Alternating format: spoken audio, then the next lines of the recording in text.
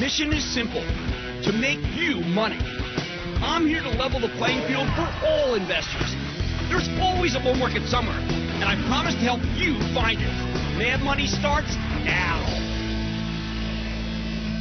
Hey, I'm Cramer. Welcome to Mad Money. Welcome to Cramerica. I'll be one of my friends. I'm just trying to save you some money. My job is not just to entertain, but to educate and teach you. So call me at 1-800-743-CNBC or tweet me at Jim Cramer. I know it's incredibly easy to blame today's decline on the Labor Department's non-farm payroll number, saying it's too hot and it'll cause J. Powell and Company, a.k.a. the Fed, to spike the economy even harder. But that would be wrong. Actually, dead wrong. It's not the reason the Dow dropped 249 points, S&P lost 1.63%, and certainly not the reason why the Nasdaq plunged 2.47%. The employment report didn't create any new angst. In fact, it's pretty clear that both job growth and inflation are peaking or have peaked, which is exactly what we need to do to wipe out inflation. We're on our way there. No, today's decline was all about earnings. If anything, that is actually more disconcerting to someone like me. Take Apple, which, you know, I always say you should own, not trade. Katie Huberty from Morgan Stanley, the most important Apple analyst, penned a report today saying that Apple could miss the quarter because of weakness in services. It's funny, yesterday I told the investing club that Apple's the stock in the charitable trust that I am most worried about. Good call. Not one I wanted to make, though. In Techland, there is some justifiable weakness, real justifiable weakness. And the downgrades can send chills down your spine, like the call to sell giant chipmaker Micron this morning, confirming what we said about a lack of business in China, along with a blurb from Elon Musk where he talks about a super bad economy and some big layoffs at Tesla. Suboptimal. So how about next week? Will it be continuation? I'm afraid it actually might be. First, in the interest of shameless self-promotion, I want to tell you we're going back to San Francisco, resuming our pilgrimage. I like to do it once a quarter to Techland. Well, it's not just tech companies, but you know I like it out there because we have to take the temperature of Silicon Valley and because that's where so many interesting companies are. I think next week's going to start off rocky because even though Apple has its terrific Worldwide Developers Conference, my gut says the rest of the Apple analysts are going to have to catch up to Katie Huberty's newfound cautious outlook. I'm predicting a host of price target cuts, estimate cuts, and maybe even downgrades. China's real bad for Apple. Europe's weak, too, thanks to the Russian invasion of Ukraine. I mean, this shouldn't be a shocker. What matters, though, is you can't asterisk this one. Like I said last night, you can asterisk a lot because it's too big. But you can start buying Apple once the medicine is taken. Because sooner or later, China will beat COVID and come back online. Hey, Starbucks opened 600 stores there in Shanghai. That makes me feel better. You need to be an Apple for that. But if you don't own it yet, you might as well wait for the estimate cuts and the downgrades before you get in. Most people aren't nimble enough to sell Apple now and then buy it back when the all clear is sounded. To me, it is worth riding out, even though I know I'm going to take a lot of pain, knowing that a better time will come ultimately, even if you have to play through this moment to get there. Hey, look, be my guest if you can sidestep it, though. If you think you can pull it off, God love you. Tuesday, Eli Lilly has a meeting to discuss his pipeline and address the value of its diabetes/weight loss drug called tirzepatide. I think it's a miracle drug, which is why we have a big position in Lilly for the Charitable Trust. But you got to be careful, though. See, Lilly's presenting the data this weekend, so it might be too late to take action in the stock. You better wait for a pullback. So, in other words, if Lilly goes up into this, remember, we already heard good news there, so you're not going to be surprised, and what's going to happen is your buying is going to be met with sellers who are saying, I'm selling the news. Next, the most unnerving part of the Fed-mandated slowdown is that the food stocks haven't been a great place to hide. They usually are. But their costs are way up. Think about it. The food that's in it, the can, the plastic, whatever. And they can't do much more to raise prices without starting to really turn off people. And that's why it'll be a good test of the market's mood when one of the strongest, J.M. Smucker, reports. The company's energized, has put up some very good numbers of late, but it doesn't matter. See, you could have said the same thing about Hormel, and it's been clocked on its ugly earnings. And by the way, it took the whole group down, Smucker included. Take a look at the chart. It's almost like it looks like Hormel. I wonder if we can get a reversal when the excellent food company reports. I don't care for the group. But look, if we see a reversal in Smucker, that tells you all is not lost for the packaged food sector. It will also probably make me like General Mills more.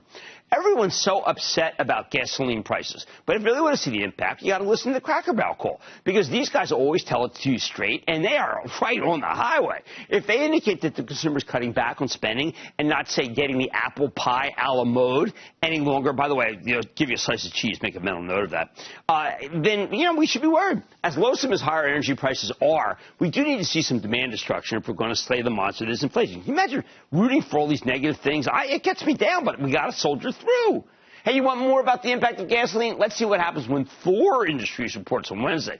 Thor makes those giant trailers you see on the road, motorhomes, whole shooting match, including Airstream.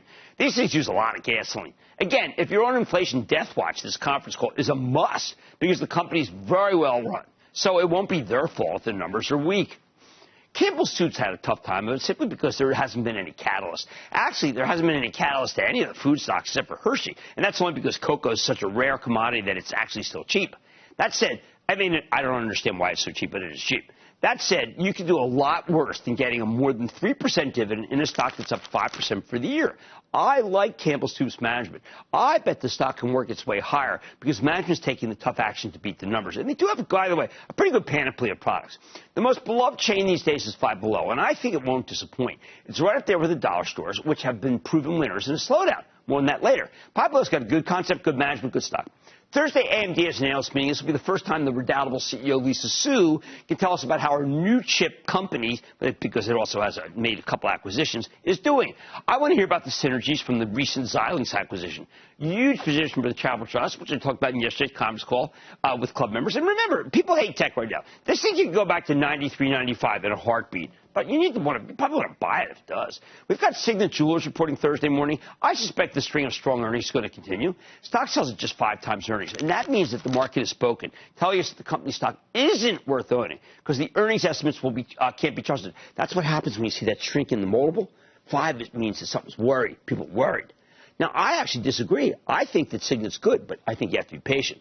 I don't know how many great numbers CEO Gina Drosos has to put up before people trust her. But I think she'll deliver a great print again. How about these companies that become pandemic plays? Remember those? We don't talk about them anymore, right? DocuSign, they reported for close Thursday. See what they tell us. I think Stitch Fix can be regarded as a COVID stock, too. And I bet their business at DocuSign is good and okay at Stitch Fix, but it doesn't matter. They're running in place. They're going nowhere. Really painful. Hey, we know that high-end retailers are worried, as we found out from Gary Friedman last night on his RH call. Gary's really he's perturbed, thinks there's going to be a slowdown. He's cutting numbers. He said his revenue's going to be -1, -3. Why don't we listen to what the good people at the similarly high-end Vail Resorts tell us on Thursday night? They're usually very upbeat. Have they changed their tune? That'd be worth knowing about. Next, this inflation watch must be boring to you by now. I don't care. I get that. But this is one of those times where until inflation is whipped and crushed, there'll be more rocky days like today. So how can we not focus on it? But we get the consumer price index on Friday. I can only use the cliche closely watched to describe it. Be mindful. Right now, this data really does matter. Oh, and here's an oddity. On Friday, we get the University of Michigan Consumer Sentiment Index. You know what we need to hear? Gloom. Because gloom means less spending, which, again, pleases Jay Powell and company. Although he's not a downer guy, but he knows he's got to get things rolling on the deflation front. The bottom line, I know it's a total drag to hope for negativity, but that's what we need right now to kill inflation. I bet we'll find that confidence is falling rapidly. And that's exactly what the Fed doctor ordered to get to this scenario from an inflationary one to one of falling prices. So needed to preserve your purchasing power and your portfolio. David in Florida. David. Booyah, Cramer. Booyah, what's up, man? Well, I know how much you absolutely like stocks that make a lot of money. The question is, based on their trend of earnings reports, does Procter & Gamble make that threshold? Absolutely. Absolutely 100%. And I've got to tell you something. This company's not getting respect right now at 145 with that dividend aristocrat, and I think prices could be falling in some of the commodities that they buy. I think this is a good one. Travel Trust buying it. Tried to buy some more the other day. We had talked about it. I'm looking for 142, 143 entry point for even more stock. Al in Connecticut. Al. Booyah, Jim. Whoa, man. Thanks you for come to taking play. My call, man. What's going on?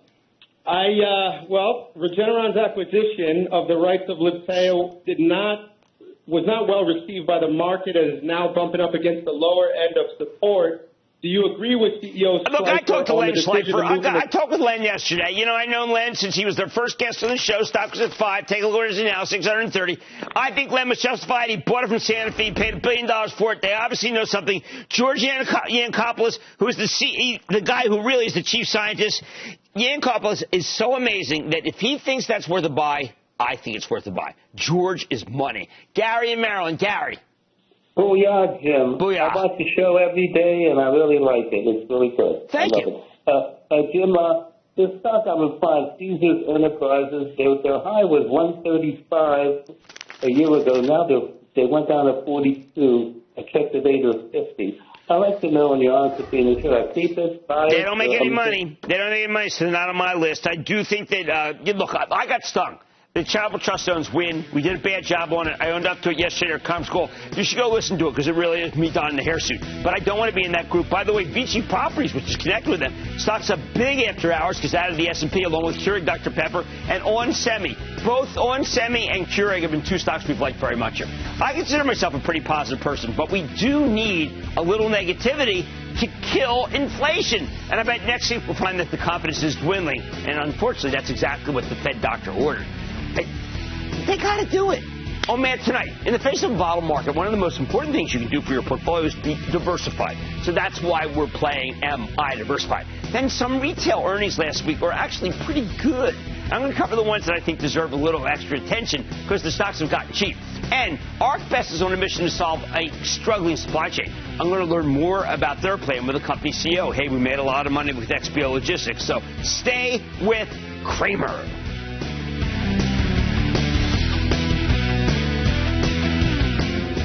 Don't miss a second of Mad Money. Follow @Jim Cramer on Twitter. Have a question? Tweet Cramer. #MadTweets. Send Jim an email to madmoney@cnbc.com or give us a call at 1-800-743-CNBC. Miss something? Head to madmoney.cnbc.com.